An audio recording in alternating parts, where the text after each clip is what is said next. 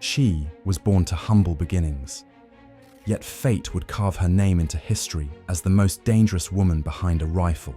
Her adversaries called her Lady Death, a moniker earned through the deadly precision of her aim.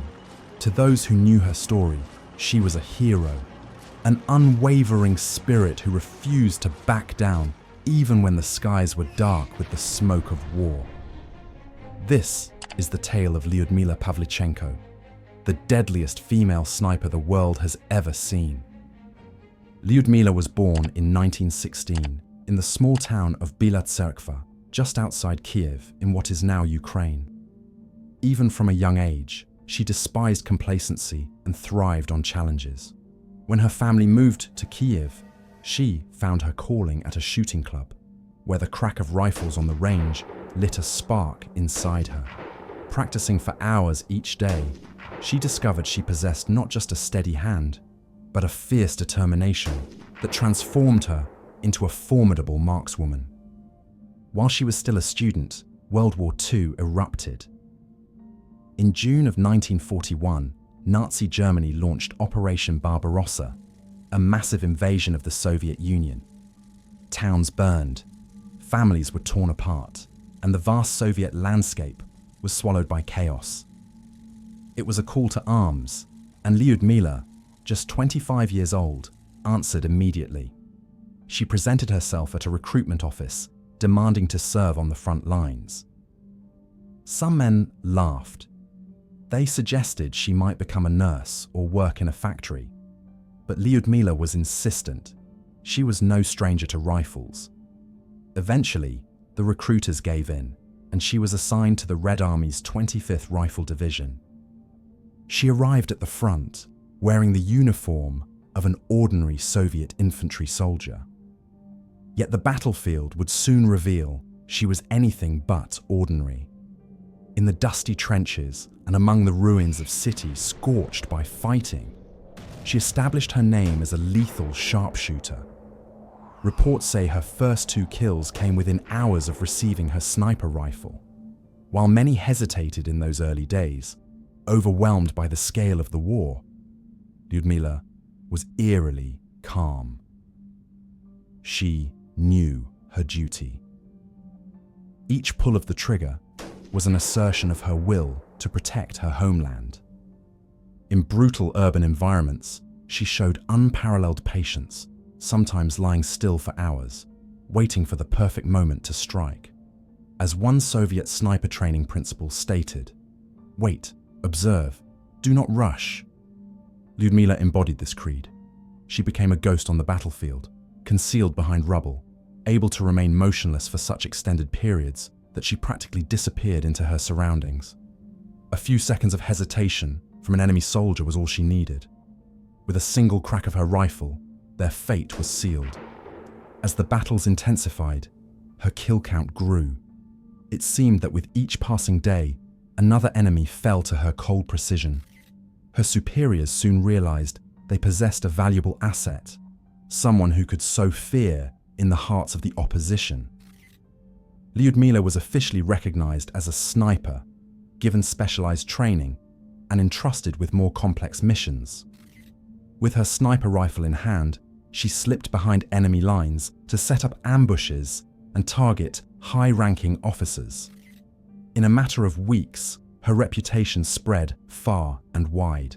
Whispers among German troops warned of the Russian woman sniper who never missed a shot.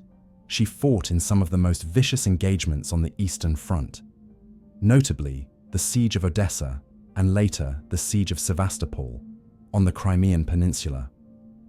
Odessa was a city besieged by German and Romanian forces in the early stages of the war. It was a fierce fight that tested every ounce of her resolve. When bullets weren't hissing past her ear, bombs were falling from the sky. The nights were just as relentless as the days. But through it all, Lyudmila pressed on. She learned how to navigate a battlefield where death lurked in every corner.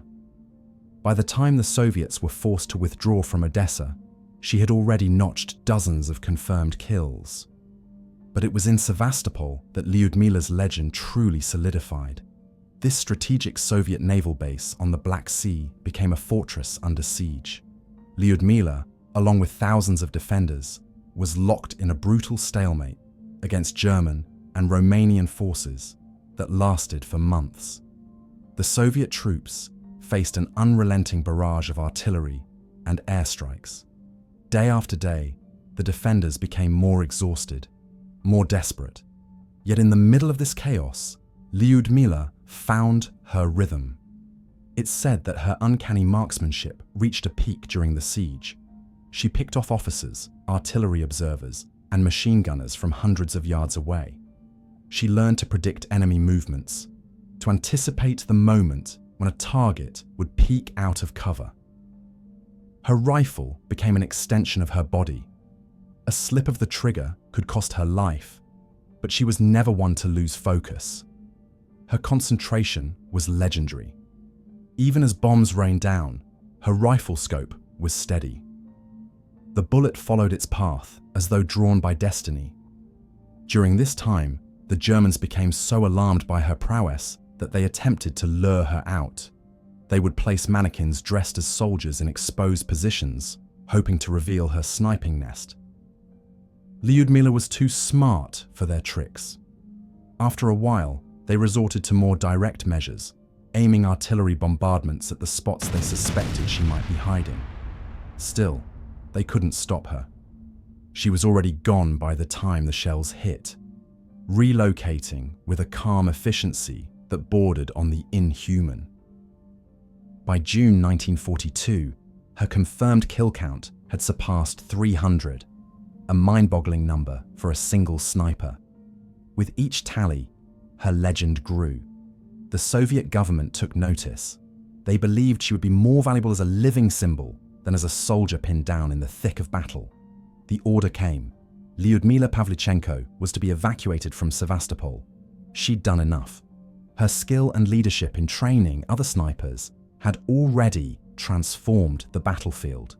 Now, the High Command believed she could serve her country in a different capacity, as an inspiration for new recruits and a rallying figure on the international stage. At first, she was reluctant to leave her comrades behind. She had trained hundreds of fellow snipers, honing them into deadly operators who could carry on the fight. Nonetheless, the Soviet leadership insisted she was too valuable to risk capture or death. So in mid-1942, Lyudmila departed the besieged city by submarine, a risky and harrowing journey through waters plagued by enemy warships. The transfer succeeded, and she arrived back on safer territory. The battered defenders of Sevastopol were left to continue the struggle without her. After her evacuation, Lyudmila was introduced to the Western world as part of a Soviet delegation. She traveled to the United States, Canada, and Great Britain to rally support for the Soviet war effort. Imagine the surprise of American reporters who encountered a petite young woman with a quiet voice and a steely gaze that suggested she had seen horrors few could fathom. She stood at podiums, sharing the stage with American leaders, recounting stories that left her audiences speechless. She even met First Lady Eleanor Roosevelt, who took an immediate interest in Lyudmila's experiences. Together, they toured several American cities, a stark contrast to the blood-soaked battlefields of the Eastern Front. In one particularly famous exchange, an American reporter noted her lack of makeup and stylish clothes. Lyudmila's response was biting. "I am killing the fascists. Are you not satisfied with that?" Her blunt manner and authenticity won her admiration worldwide. She wasn't there to play the role of a glamorous war heroine. She was there to remind people that the Soviet Union needed help, that the threat of Nazi Germany was real and growing. Though her time on the front lines was cut short, Lyudmila continued to serve the Red Army as a sniper instructor. She poured her expertise into shaping the next generation of Soviet sharpshooters. Young recruits listened intently, drawn to the legend in front of them. She taught them patience, precision, and unshakable resolve. forging a legacy that stretched far beyond her individual achievements. Even after the war ended, she carried the scars, both visible and invisible, of her experiences. The years of constant tension, of living in the crosshairs, weighed heavily. When the dust settled and victory was declared, Lyudmila Pavlichenko remained an icon in the Soviet Union. She received multiple honors, including the prestigious title of Hero of the Soviet Union, but she never boasted about her record. She understood, better than most, the heavy cost of taking another life. Each confirmed kill was a necessary part of defending her homeland, but it also came with its own burden. People hailed her as the deadliest female sniper in history, but behind that fearsome reputation was a human being who had stepped into darkness to protect the country she loved. In post-war years, she resumed her studies, earning a degree in history. She worked as a researcher and briefly served as a Soviet delegate to the International Democratic Federation of Women. She tried to live a normal life, but the war was never far from her thoughts. Sometimes, in the stillness of night, she could recall the echo of gunfire, the acrid smell of gunpowder, and the overwhelming responsibility that came with every pull of the trigger. Lyudmila Pavlichenko passed away in 1974 at the age of 58. Though time has marched on, her story continues to captivate. She is remembered as a pioneer, a woman who shattered expectations and held her own in one of the most brutal theaters of war in human history. For her, it was never about fame or recognition. It was about protecting a homeland under siege. That unwavering sense of duty is what pushed her to heights no other female sniper has reached. In the end, the tally of her confirmed kills stood at 309. But numbers, as staggering as they can be, fail to capture the essence of who Lyudmila Pavlichenko truly was. She was more than a rifle, more than a cold statistic on a battlefield report. She was a living testament to courage under fire, to the power of will in the face of unimaginable danger. Her story remains a haunting reminder that, in the darkest moments of history, extraordinary people will rise to meet their fate with unflinching resolve. And so, when we think of Lyudmila Pavlichenko, let us remember the quiet determination behind that rifle scope. Let us remember the woman who dared to defy the expectations placed upon her because she believed in a purpose greater than herself. In a world that once believed only men could be sharpshooters, she proved that skill, courage, and relentless fortitude know no boundaries. Her legend endures as a beacon to those who dare to stand against the odds and fight for what they believe in, without fear, without hesitation, and with the unwavering clarity of a marksman's gaze.